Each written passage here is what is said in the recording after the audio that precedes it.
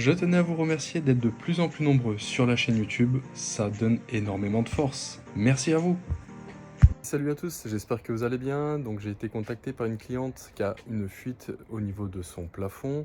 J'en ne sais pas plus. Donc ce qu'on va faire, c'est qu'on va récupérer un maximum de machines, chalumeau, sertisseuse, mâchoire TH, mâchoire cuivre et la caméra thermique. Déjà, ça va bien nous aider pour la recherche de fuite et l'éventuelle réparation.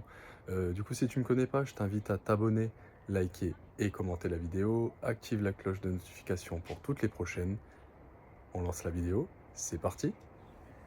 Voilà, la première étape étant de repérer le bon compteur. Donc là, je sais que c'est celui-là, j'ai fait tourner. Et là, on va contrôler au niveau de l'engrenage. Tout est fermé là-haut et je peux voir que ça tourne légèrement. Donc il y a bien une fuite sur l'alimentation d'eau froide. On va pouvoir donc isoler à ce niveau-là et aller purger au niveau de l'appartement. Voilà, là c'est bien fermé. Donc comme tu peux voir, un accès assez facile, une trappe d'accès grande, une belle échelle, des combles assez vastes. Ce qui m'a permis de pouvoir me repérer dans ces combles, c'est qu'en fin de compte, la fuite était localisée au niveau du plafond de la salle de bain, donc il y avait un goutte à goutte, et il y avait une ventile pour la baignoire, donc un PVC qui remontait jusqu'à ces combles. Donc tu vois, là on le retrouve sur la gauche, et le tuyau d'eau, fuyard, est donc à ce niveau-là. Donc là, on a des écrous libres. Il ne faut jamais mettre d'écrous libres dans des combles. Pourquoi? Parce qu'en fin de compte, les joints, forcément, avec le temps, ils se mettent à fuir. Et comme tu peux le voir, ça fait des dégâts un petit peu compliqués.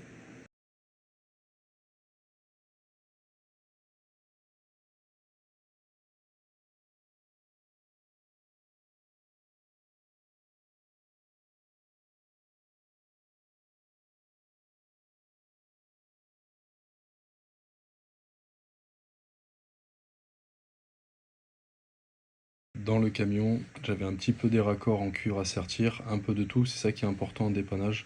Tu te fais une caisse avec plusieurs raccords et au moins tu es tranquille. Donc là j'avais la bonne réduction qu'il fallait, 16-14. Et bon, donc là on va prendre les mâchoires, la petite sertisseuse et on va se prendre un seau pour se monter le matériel et les machines.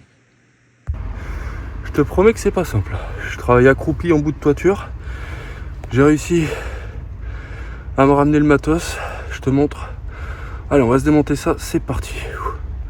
Voilà, j'ai tout mis dans le seau. La bonne nouvelle, ça cintre ici. Ça part là-bas, donc potentiellement, j'aurai le débattement. Donc on va, dans un premier temps, je vais essayer de te caler quelque part. Je vais desserrer les raccords. Je vais aussi reprendre mon souffle. Et comme ça, on va voir si on peut mettre les raccords à sertir. Ah, si tu vois comme je vous ai calé, c'est marrant. C'est marrant, c'est marrant, c'est marrant. Alors attends, est-ce que... Voilà, là il a chanté. C'est bon. Allez, hop. Je tire un coup dans le téléphone, ça vous a enlevé. Allez. On va desserrer un peu ça. Voilà. Donc là ça fait un petit moment que c'est comme ça parce qu'il y a pas mal de saleté dessus sur le raccord. Alors c'est quoi? C'est des collets battus. Ça va être chiant, ça va être chiant. Maintenant, on va se défaire celui-là. Hop. Voilà. Allez, c'est bon. Tac.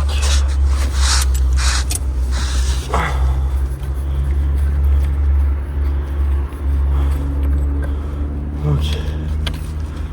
Ok. Ok. Voilà, là, petit conseil, quand tu interviens sur des vieux cuivres comme ça, fais vraiment attention quand tu desserres tes raccords, prends bien tes pinces, bouge pas trop le cuivre, parce qu'il suffit qu'il y ait une petite soudure à l'étain un peu plus bas, là où on ne voit pas dans la gaine, et je peux t'assurer que t'es mort, parce que là, vraiment, tiens bien tes raccords et ton tuyau, pour être tranquille.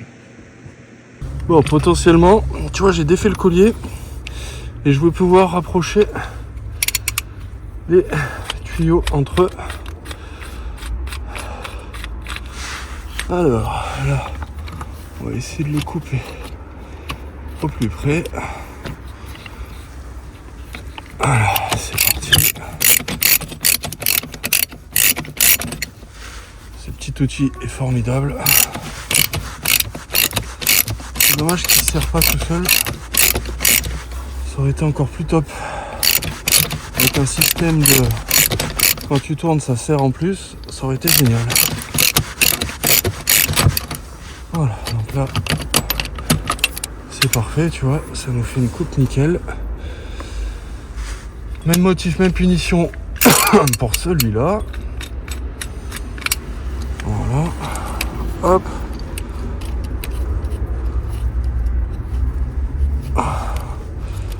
Ah, si tu me vois bosser là, je suis allongé en bout de truc, c'est excellent. C'est excellent. Il manquerait plus que le collègue. La chaîne sudo et la boucle est bouclée là.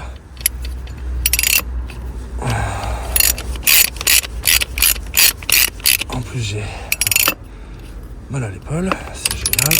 Voilà, super. Donc là, tiens, regarde le petit outil, c'est celui-là, c'est formidable. Bon, tu vois là, donc j'ai défait un petit peu le collier et ça va me permettre d'avoir un certain débattement, tu vois, pour rentrer mon raccord. Parce que le but étant de pouvoir enfiler ce type de raccord dessus, tu vois. Voilà. Tac, là je suis embuté et là, normalement, ça va le faire. Je dis bien normalement. Et comme en plomberie, on a toujours des surprises. Voilà. Là, ce que je fais, c'est que j'ai bavure, tu vois, la partie extérieure du tuyau. Voilà, pour pas abîmer le joint. Et là, on lui met un petit coup dedans aussi. Et on refait sortir toutes les saletés. Pour pas que ça parte, tu vois, dans le réseau. Donc là, je vais pouvoir l'enfiler. Voilà. Voilà, là, je suis embuté. Et je vais faire pareil sur celui-là. Donc là, on va faire ça aussi sur celui-là.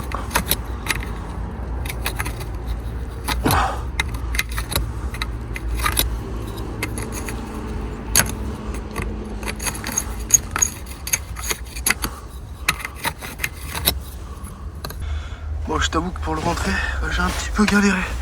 Heureusement, j'avais du débattement à ce niveau-là. Donc là, on va pouvoir le sertir. Allez, je te mets en place. On sertit ça. Oh. Voilà, là j'ai fait mes traces pour voir mes emboîtements, tu vois, dessus. Donc là, paf.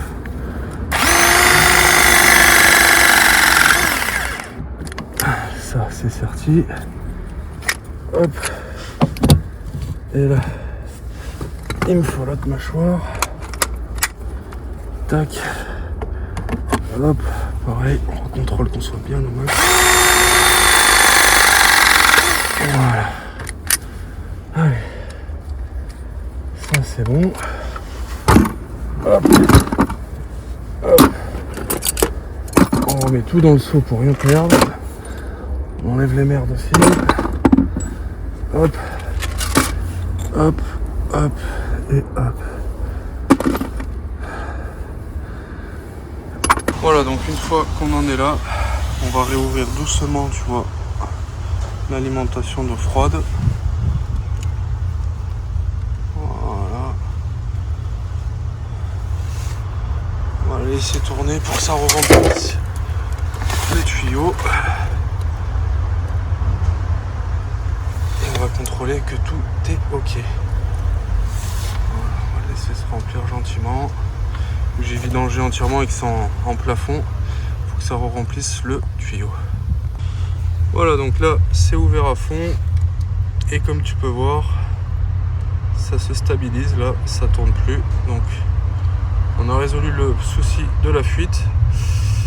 J'ai monté dans les combles. En fait, moi ce que je fais, c'est que j'ai deux téléphones. Donc quand je filme pas avec celui-là, je m'appelle en FaceTime sur les deux pour voir au niveau de mon sertissage, parce que comme c'est dans les combles au deuxième étage, je peux t'assurer que si ça se met à fuir, bah, c'est compliqué. Donc on va se retrouver là-haut, c'est parti. Bon, alors, est-ce qu'on est bon? Est-ce que je tombe? Eh ben voilà, écoute, c'est nickel. Oh, attends, pour arriver jusqu'à là, on est parfait. Voilà, pas de fuite, on a remis l'eau. Mais écoute, c'est une affaire qui marche, ça. Ça, c'est cool. Bon, moi je vais attendre un petit peu, histoire que, voilà, je vais faire couler en bas, être sûr que tout est ok. Et puis cette recherche de fuite plus réparation du coup derrière, c'est ok. Allez, on se retrouve. Bon, comme tu peux voir dans toutes mes vidéos, le métier de plombier est assez diversifié, c'est jamais simple, mais on a toujours des solutions. Le plus important, c'est d'être méthodique dans ton travail, avoir quelques raccords d'avance dans le camion, dans tes casiers, au moins tu seras toujours tranquille, travailler avec des outils de qualité, et après, ça roulera tout seul, tu seras tranquille pour fournir du travail de qualité. La vidéo touche à sa fin, j'espère qu'elle t'aura plu. Si c'est le cas, n'hésite pas à commenter, liker et active la cloche de notification pour toutes les prochaines. On se retrouve très vite pour une prochaine vidéo. Allez, portez-vous bien, à plus.